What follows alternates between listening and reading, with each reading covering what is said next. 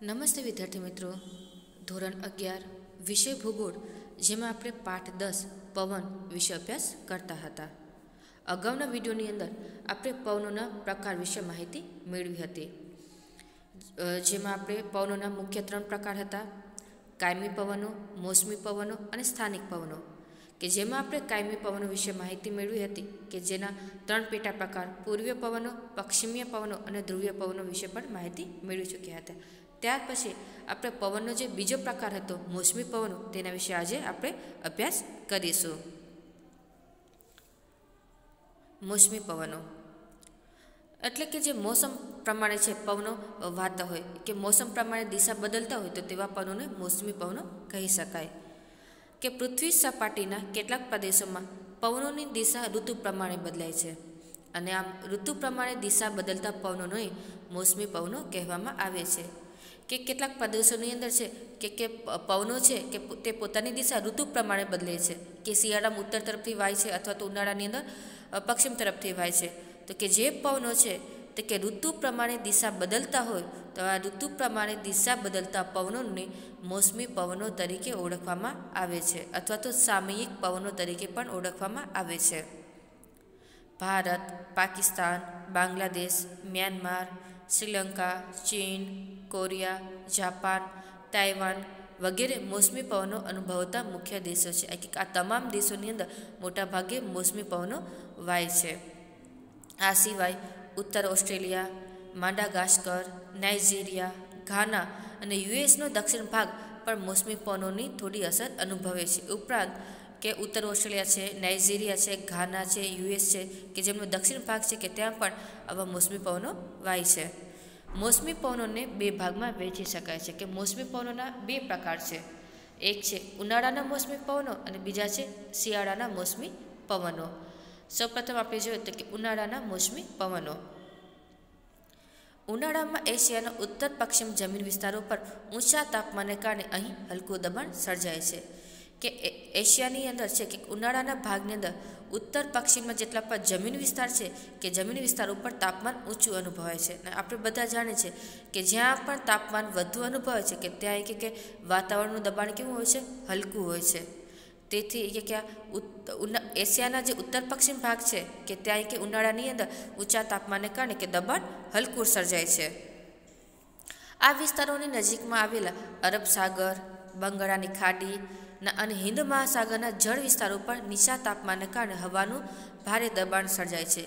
કે આ ઉત્તર પશ્ચિમના જે જમીન વિસ્તાર છે, જમીન વિસ્તારની બાજુમાં જેટલા પણ જળ વિસ્તારો છે, કયા કયા જળ વિસ્તારો છે?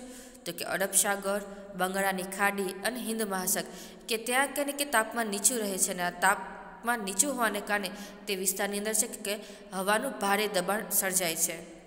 આવી પરિસ્થિતિમાં દબાણનું સમતોલન જાળવી રાખવા માટે વિષુવવૃત્તથી દક્ષિણેથી અગ્નિકોણીય એટલે કે વ્યાપારી પવનો ઉત્તર તરફ વાય છે. કે બંને તરફ કે બંને એક જમીન ભાગ ઉપર હલકું દબાણ રચાય છે, જ્યારે જળ વિભાગ ઉપર છે કે હવાનું ભારે દબાણ રચાય છે. આ બંને પરિસ્થિતિનું દબાણને સમતોલન કરવા માટે કે વિષુવવૃત્તીય દિશાએથી એટલે કે વિષુવવૃત્તીય દક્ષિણેથી કે અગ્નિ ખૂણામાંથી જે વ્યાપારી પવનો વાય છે તે બંને આ હવાના દબાણને સમતોલન જાળવી રાખવામાં મદદરૂપ કરે છે. વિષુવવૃત્તને ઓળંગીને આ પવનો દિશા બદલે છે, અને તે નૈઋત્ય કોણીયથી મોસમી પવનો બને છે.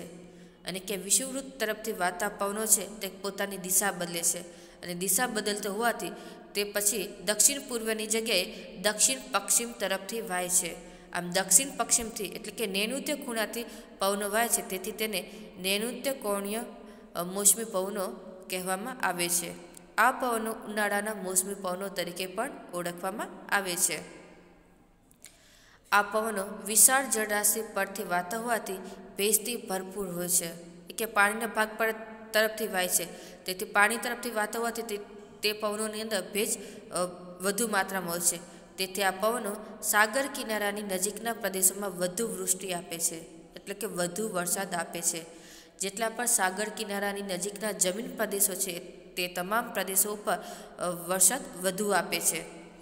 આ પવનોના માર્ગમાં અવરોધક બનતા ઊંચા પહાડી પ્રદેશોની પવનના વિમુખ બાજુએ ભારે વૃષ્ટિ પડે છે.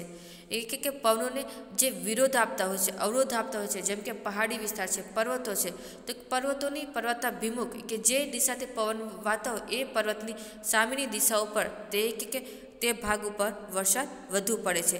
જેમ કે પશ્ચિમ ઘાટને કારણે ભારતના પશ્ચિમ કિનારે મલબારમાં 200 સેમીથી પણ વધુ વૃષ્ટિ પડે છે. એટલે કે પશ્ચિમ ઘાટ તરફથી પવનો વાય છે તો તે પશ્ચિમના કિનારે જે મલબાર સ્તર આવેલ છે, મલબારની અંદર 200 સેમી કરતાં પણ વધુ વરસાદ પડે છે. તો આ હતા ઉનાળાના મોસમી પવનો. ત્યાર પછી આપણે જોઈએ તો નંબર 2 શિયાળાના મોસમી પવનો.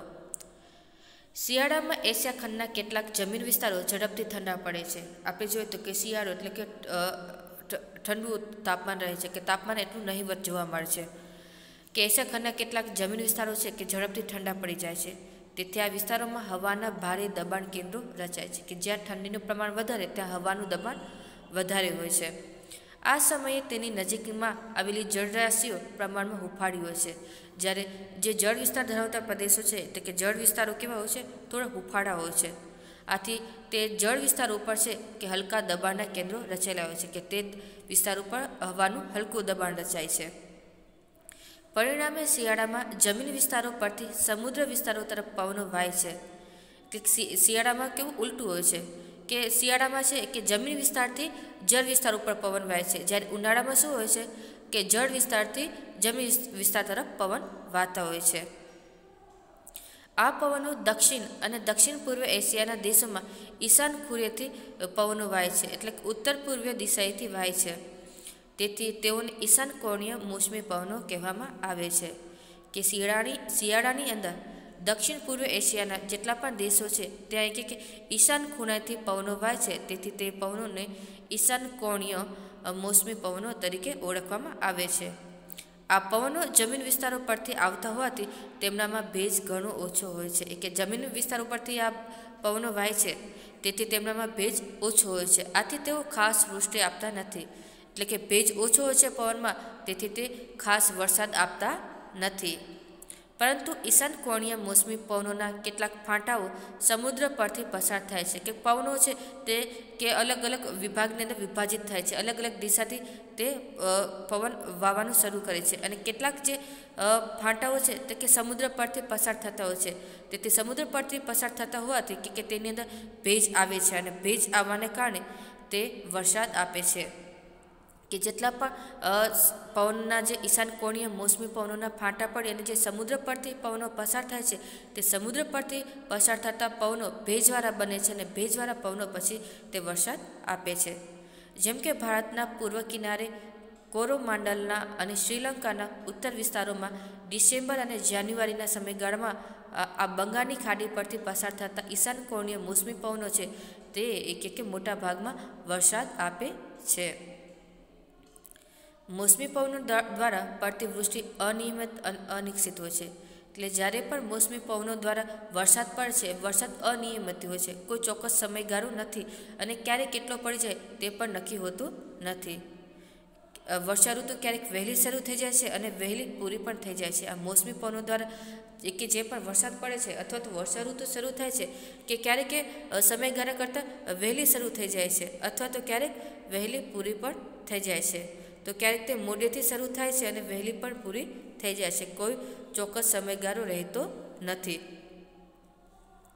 મોસમી પવનો ક્યારેક અતિવૃષ્ટિ સર્જે છે, ક્યારેક કે મોસમી પવનો છે કે વધારે ભેજ રહેલો હોય તો કે અતિ વરસાદ આપે છે, તો ક્યારેક અનાવૃષ્ટિ સર્જે છે, એટલે ક્યારેક બિલકુલ વરસાદ પણ નથી આવતો. એટલે જ આ વિસ્તારના ખેડૂતોને પ્રારબ્ધવાદી કહે છે. પ્રારબ્ધ એટલે કે નસીબવાદી. નસીબ હોય તો વરસાદ સારો પડે તો ખેડૂતોને લાભ, અને જો વરસાદ નથી પડતો, અનાવૃષ્ટિ પડે છે તો તેઓને કશું મળતું નથી. તેથી આવા વિસ્તારના જેટલા પણ ખેડૂતો છે તેને પ્રારબ્ધવાદી કહે છે, કે નસીબ પર આધાર રાખવાના ખેડૂતો કહી શકાય છે. ભારતમાં વરસાદની અનિશ્ચિત સ્થિતિ માટે મોસમી પવનો જ જવાબદાર છે. આપણે જોઈએ તો કે આપણા ભારત દેશની અંદર છે કશું નક્કી નથી, કોઈ વર્ષ વરસાદ વધુ પડે છે તો કોઈ વર્ષ છે કે વરસાદ ખૂબ જ ઓછો પડે છે. તો આ અનિશ્ચિત રીતે વરસાદ પડે છે તો તેની પાછળનું કારણ તો તે છે કે આ મોસમી પવનો વાય છે. તો ભારતમાં મોસમી પવનોને કારણે કે વરસાદની અનિશ્ચિતતા સર્જાય છે. ત્યાર પછી આપણે પવનનો ત્રીજો પ્રકાર જોઈએ તો તે છે સ્થાનિક પવનો. સ્થાનિક પવનો એટલે કે કેટલાક સીમિત પ્રદેશ પર વાતા મર્યાદિત સ્વરૂપના પવનોને સ્થાનિક પવન કહે છે. કે જો કોઈ ચોક્કસ પ્રદેશની અંદર જે પવનો વાય છે તે પવનોને સ્થાનિક પવનો કહેવામાં આવે છે. આ પવનો સ્થાનિક પ્રદેશની વિશિષ્ટ પરિસ્થિતિ કે પરિબળોને લીધે ઉત્પન્ન થતા હોય છે. કે કોઈ ચોક્કસ વિસ્તારની અંદર કોઈ ચોક્કસ મર્યાદિત પ્રદેશની અંદર ચોક્કસ સ્વરૂપના પવનો વાય છે તો પવનોની પાછળ કે કોઈ ચોક્કસ વિશિષ્ટ પરિસ્થિતિ અથવા તો કોઈ ચોક્કસ પરિબળ જવાબદાર હોય છે અને તેના લીધે છે કે આવા પવનો ઉદ્ભવે છે અને તેને સ્થાનિક પવનો તરીકે ઓળખવામાં આવે છે. જેમ કે અસમાન ભૂપૃષ્ઠ, જમીન અને પાણીની સમીપતા, તે ઉપરાંત પાણીની અને જમીનની અસમાન રીતે ગરમ અને ઠંડા થવાની પ્રક્રિયા વગેરેને લીધે આવા પરિબળો છે આખા સ્થાનિક પવનો ઉદ્ભવે છે. આ પવનોની અસર તેઓના સ્થાનિક પ્રદેશો પૂરતી જ મર્યાદિત રહે છે. કે જે સ્થાનિક પવનો જે સ્થાન પરથી વાતા હોય છે તે પ્રદેશ પૂરતી જ તેની અસર છે કે મર્યાદિત રહે છે. સ્થાનિક પવનોના પેટા પ્રકારો વિશે આપણે હવે માહિતી મેળવીએ. સૌપ્રથમ પહેલો પેટા પ્રકાર જોઈએ તો તે છે દરિયાઈ અને જમીનની લહેરો. કે દરિયા અને જમીન પરથી જે લહેર પ્રસાર થાય છે કે તેના વિશે આપણે જોઈએ. કે દિવસે સમુદ્ર વિસ્તારો કરતાં જમીન વિસ્તારો વધુ ઝડપથી ગરમ થાય છે. કે દિવસના સમયગાળા દરમિયાન છે કે સમુદ્ર કરતાં છે કે જમીન વિસ્તારો છે કે તે ઝડપથી ગરમ થાય છે. તેથી જમીન વિસ્તારો પર હલકું દબાણ રચાય છે, જ્યારે સમુદ્ર વિસ્તારો પર કે દિવસ દરમિયાન કે ભારે દબાણ રચાય છે. જમીન વિસ્તારો પરના હલકા દબાણની આપૂર્તિ કરવા માટે દિવસે પવનો સમુદ્ર વિસ્તારો પરથી જમીન વિસ્તારો તરફ વાય છે. કે દિવસના સમયગાળા દરમિયાન જોઈએ તો કે જમીન વિસ્તાર ઝડપથી ગરમ થાય છે, તેથી ત્યાં હલકું દબાણ રચાય છે, જ્યારે સમુદ્ર વિસ્તાર ઉપર વધારે દબાણ રચાય છે. તો કે હલકું દબાણ અને ભારે દબાણની આપૂર્તિ કરવા કે બંનેને સમતોલ કરવા માટે છે, તેથી કે સમુદ્ર વિસ્તાર પરથી પવનો જમીન વિસ્તાર પર રહે છે, જેથી કે આ હલકા અને ભારે દબાણ વચ્ચે સમાનતા સર્જાઈ શકે. તેથી આ સમુદ્ર વિસ્તાર પરથી જમીન વિસ્તાર તરફ વાતા પવનોને દરિયાઈ લહેરો કહેવામાં આવે છે. એટલે દરિયા પરથી પવનો પસાર થઈ અને જમીન વિસ્તાર તરફ જાય છે તો તેને દરિયાઈ લહેર તરીકે ઓળખવામાં આવે છે. અને આ કોઈ ચોક્કસ વિસ્તાર પૂરતી જ મર્યાદિત રહે છે. કે જે દરિયાઈ વિસ્તાર હોય કે દરિયાની બાજુમાં જેટલા પણ જમીન વિસ્તારો છે તે ચોક્કસ સ્તર સુધી જ આવી દરિયાઈ લહેર જોવા મળે છે.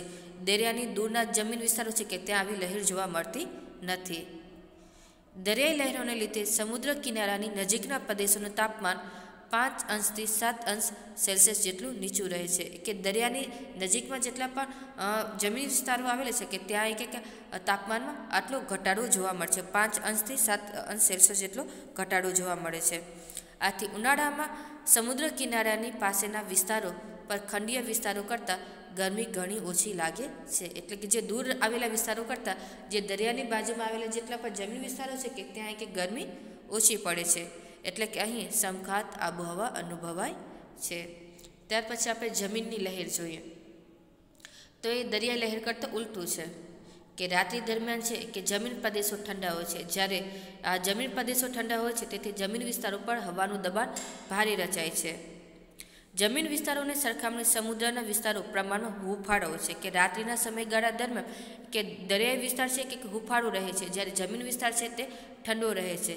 તેથી રાત્રિના સમયગાળા દરમિયાન જમીન વિસ્તાર પર છે કે હવાનું ભારે દબાણ રચાય છે, જ્યારે દરિયાઈ વિસ્તાર ઉપર છે કે ત્યાં હવાનું હલકું દબાણ રચાય છે. આમ સમુદ્ર વિસ્તાર ઉપર હલકા દબાણની પૂર્તિ કરવા માટે કે બંનેને સમતોલ કરવા માટે છે કે રાત્રિ દરમિયાન પવનો છે કે જમીન વિસ્તાર પરથી શરૂ કરી અને સમુદ્ર વિસ્તાર તરફ વાય છે. તેથી રાત્રિ દરમિયાન જે જમીન વિસ્તાર પરથી પવનો શરૂ થઈ અને સમુદ્ર વિસ્તાર તરફ વાય છે તો તેવા પવનોને જમીનની લહેર કહે છે. કે જમીન તરફથી વાતા પવનોને જમીનની લહેર તરીકે ઓળખવામાં આવે છે. જમીનની લહેરોને લીધે શિયાળામાં સમુદ્ર કિનારાની પાસેના વિસ્તારોનું તાપમાન વધુ નીચું જતું નથી. કે જમીન લહેરને કારણે જે રાત્રિના સમયગાળા દરમિયાન કે સમુદ્રના કિનારા પાસેના જે વિસ્તારોનું જે તાપમાન છે કે વધુ છે એ કે નીચું જતું નથી. ત્યાર પછી બીજો પેટા પ્રકાર જોઈએ તો તે છે પર્વત અને ખીણની લહેર. આ પવનો પર્વત અને ખીણની વચ્ચે તાપમાન અને દબાણની અસમાનતાને કારણે ઉત્પન્ન થાય છે. કે આ પર્વત અને ખીણની લહેર છે જે સ્થાનિક પવનનો પેટા પ્રકાર છે એ કઈ રીતના ઉદ્ભવે છે? તો કે તે પવનો છે કે પર્વત અને ખીણની વચ્ચે જે તાપમાનની જે અસમાનતા છે, આ તાપમાનની અસમાનતાને કારણે છે કે આ લહેરો છે તે ઉદ્ભવે છે. કે દિવસે ખીણના વિસ્તારો કરતાં પર્વતના ઢોળાવો ઝડપથી ગરમ થાય છે. કે દિવસ દરમિયાન છે કે ખીણના પ્રદેશો કરતાં જે પર્વતનો જે ઢોળાવ વિસ્તાર રહેલો છે તે ઝડપથી ગરમ થાય છે. આથી ઢોળાવો પરની ગરમ હવા હલકી બની ઊંચે ચડે છે અને એની ખાલી જગ્યા લેવા ખીણની હવા પર્વતના ઢોળાવો તરફ ઘસી આવે છે. કે દિવસ દરમિયાન છે કે પર્વતનો ઢોળાવ વધુ ગરમ બને છે. વધુ ગરમ હોવાથી કે ત્યાંથી જેટલા પણ પવનો પસાર થાય છે તે કે પવનો ગરમ થતાં તે હલકા બને છે. હલકા બની અને તે પવનો છે કે વાતાવરણમાં ઊંચે ચડે છે. આ પવનો વાતાવરણમાં ઊંચે ચડવાથી કે તેમની જે ખાલી જગ્યા રહેલી છે તે ખાલી જગ્યા ભરવા માટે ખીણની હવા છે તે કે પર્વતના ઢોળાવ તરફ વાય છે. આમ ખીણમાંથી પર્વતના ઢોળાવો તરફ હવાના પ્રવાહો દિવસ દરમિયાન વાતો હોય છે, જેને ખીણની લહેરો કહે છે. એટલે કે જે પવનો ખીણ તરફથી વાય અને પર્વતના ઢોળાવો તરફ વાય છે તેથી ખીણથી શરૂઆત થતા પવનોને આ ખીણની લહેર તરીકે ઓળખવામાં આવે છે. આનાથી વિરુદ્ધ કે રાત્રે છે કે પવનોના શિખરો અને ઢોળાવ ઝડપથી ઠંડા પડે છે. કે જે વસ્તુ ઝડપથી ગરમ થઈ શકે છે તે જ વસ્તુ ઝડપથી ઠંડી પણ થઈ શકે છે. કે દિવસ દરમિયાન પર્વતનો જે ઢોળાવ છે તે ઝડપથી ગરમ થાય છે તેટલો જ તે ઢોળાવ છે કે રાત્રિ સમયગાળા દરમિયાન ઝડપથી ઠંડો પડે છે અને તે ઠંડો પડવાથી તે વિસ્તાર છે કે તેના પર હવાનું ભારે દબાણ રચાય છે. જ્યારે ખીણના વિસ્તારો છે તે રાત્રિ દરમિયાન હુંફાળા રહે છે. આ વિસ્તાર હુંફાળા રહેવાથી કે ત્યાં છે એક હવાનું દબાણ ઓછું રચાય છે. આ બંને અસમાન હવાના દબાણને સંતુલિત કરવા માટે કે રાત્રિ દરમિયાન પવનો છે તે પર્વત તરફથી ખીણ તરફ વહાય છે. આમ પર્વત તરફથી ખીણ તરફ જે હવાનો પ્રવાહ વહે છે જેને પર્વતની લહેર તરીકે ઓળખવામાં આવે છે. અને આ લહેરો ઘણીવાર ખીણમાં ધુમ્મસ પણ પેદા કરે છે. કે રાત્રિ દરમિયાન જે પવનો પર્વત તરફથી ખીણના પ્રદેશોમાં વહાય છે તો કે આ પવનો ક્યારેક કે રાત્રિના સમયગાળા દરમિયાન તે ખીણ પ્રદેશની અંદર ધુમ્મસ પણ પેદા કરે છે. આપણે અત્યારે સ્થાનિક પવનના બે પેટા પ્રકાર જોયા. તેના પછીનો પેટા પ્રકાર ચિનૂક અને ફોહન વિશે આપણે આગળના વિડીયોની અંદર માહિતી મેળવીશું. Thank you.